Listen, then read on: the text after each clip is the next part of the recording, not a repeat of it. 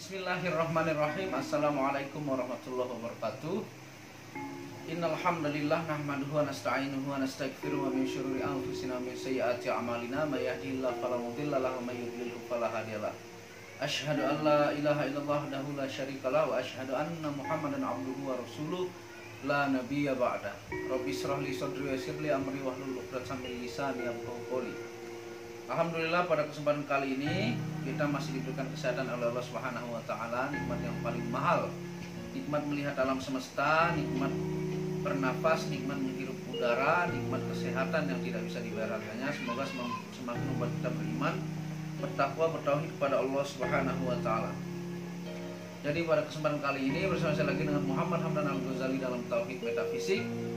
Kali ini kita akan membahas tentang apakah zuhud itu harus menjadi miskin, ya. Sebelum kita memulai video ini, jangan lupa Anda bantu dukung channel ini untuk mengembangkan dengan mengklik lambang merah gratis subscribe dan lonceng notifikasi supaya Anda update tentang video-video terbaru yang jarang dibahas oleh orang-orang di Nusantara, ilmu vibrasi antara diri dengan alam semesta, ilmu metafisika modern, ilmu kebatinan, dan ilmu benda bertuah. Nah, pada kesempatan kali ini saya akan membahas tentang apa itu zuhud dan apakah harus menjadi miskin kalau menjadi zuhud. Ini kebanyakan kita kenal dalam istilah sufi, ya. Zuhud itu menurut Ibnul Qayyim adalah meninggalkan sesuatu yang tidak bermanfaat untuk kehidupan akhirat, ya. Itu artinya zuhud, meninggalkan sesuatu yang tidak bermanfaat untuk memilih kehidupan akhirat, ya. Ada juga disebut juga dengan warok yang tingkatannya lebih rendah daripada zuhud, yaitu meninggalkan sesuatu yang mengkhawatirkan untuk kebaikan atau hidup yang dipilih di kemudian kelak atau akhirat, ya. Meninggalkan sesuatu yang mengkhawatirkan yang menyangkut tentang akhirat kelak, itu namanya warok. Tingkatan zuhud ini jauh lebih tinggi daripada warok, ya. Dan apakah zuhud itu atau tidak cinta dunia itu harus miskin sehingga kita menjadi ahli sufi atau tasawuf yang benar-benar sempurna? Jawabannya tidak, ya. Karena ini juga sangat banyak dijelaskan dalam Al-Quranul Karim oleh firman Allah Subhanahu wa taala, yang dimana contohnya surah Al-Hadid ayat 23, yang dimana di sana maknanya kita dilarang untuk terlalu cinta akan rizki yang diberikan oleh Allah Subhanahu wa taala. Dan kita pun jangan kecewa kita tidak mendapatkan apa yang kita inginkan, ya, dalam surah Al-Hadid ayat 23. Janganlah kita kecewa terhadap apa yang kita tidak dapatkan di dunia ini, dan janganlah terlalu berbahagia kalau Allah memberikan berkah yang banyak kepada kita. Bisa saja itu ujian, ya. Dan Allah sangat benci kepada orang-orang yang membanggakan diri atau sombong. Jadi di sana Allah berfirman bahwa kita jangan terlalu kecewa kalau apa yang kita harapkan di dunia ini kita tidak dapatkan. Dan jangan terlalu bahagia juga, karena itu adalah ujian, ya. Dan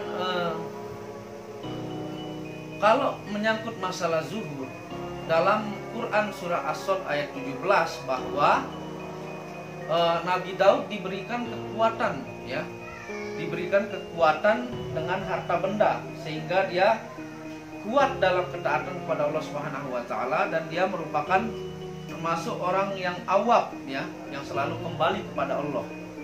Jadi dia menggunakan harta benda yang dititipkan oleh Allah Subhanahu wa taala untuk jalan dia bertaat kembali kepada Allah. Jadi dia memanfaatkan apa yang diberikan harta benda atau berkah oleh Allah Subhanahu wa taala untuk menjadi orang yang semakin beriman kepada Allah Subhanahu wa taala, membantu yang lemah,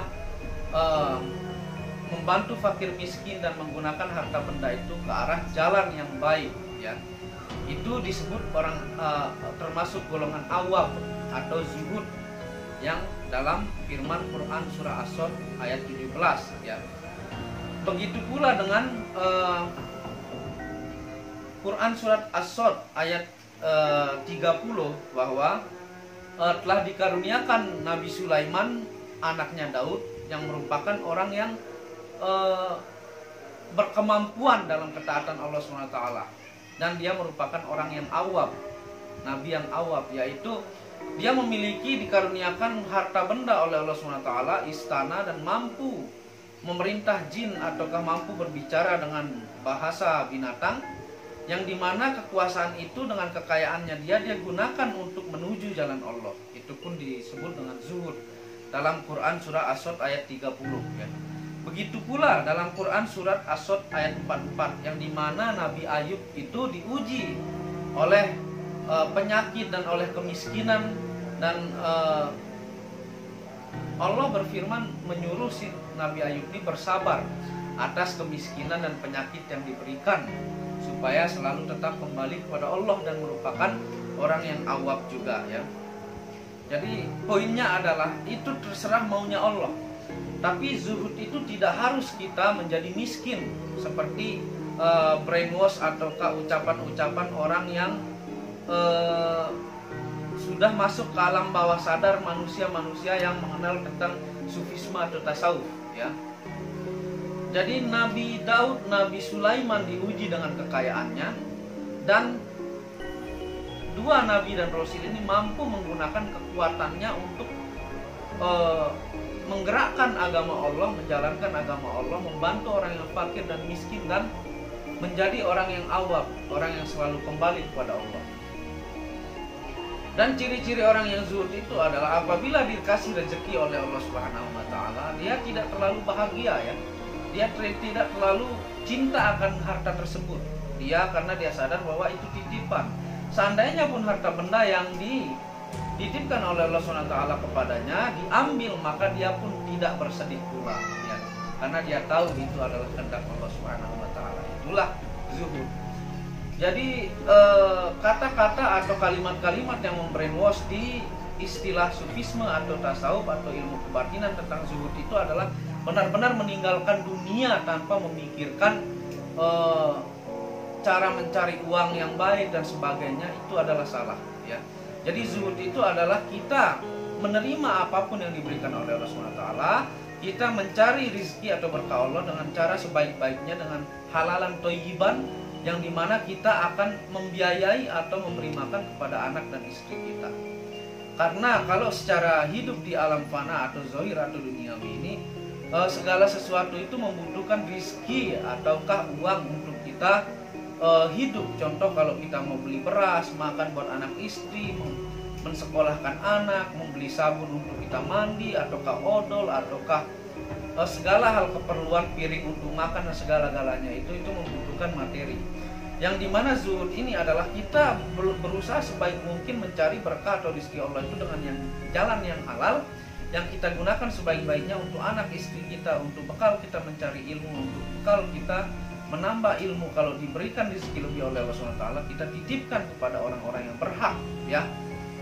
Jadi itulah zuhud. Tidak semata-mata Anda mengaku menjadi zuhud tapi Anda ke bawah gunung, Anda bertapa, Anda memikirkan diri Anda sendiri, sedangkan anak dan istri Anda terlantar, ya. Itulah di faktanya di kehidupan fana ini. Jadi zuhud itu adalah diberi rezeki oleh Allah besar, alhamdulillah, ya. Dia tidak, hakikatnya dia tidak gila akan rezeki yang diberikan oleh Allah SWT, karena dia sadar itu ujian.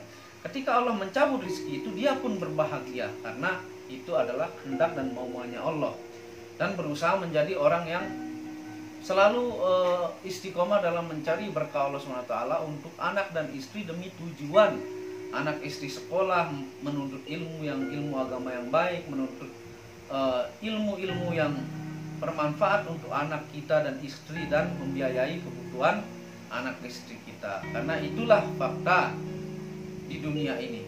Karena kalau Anda sekedar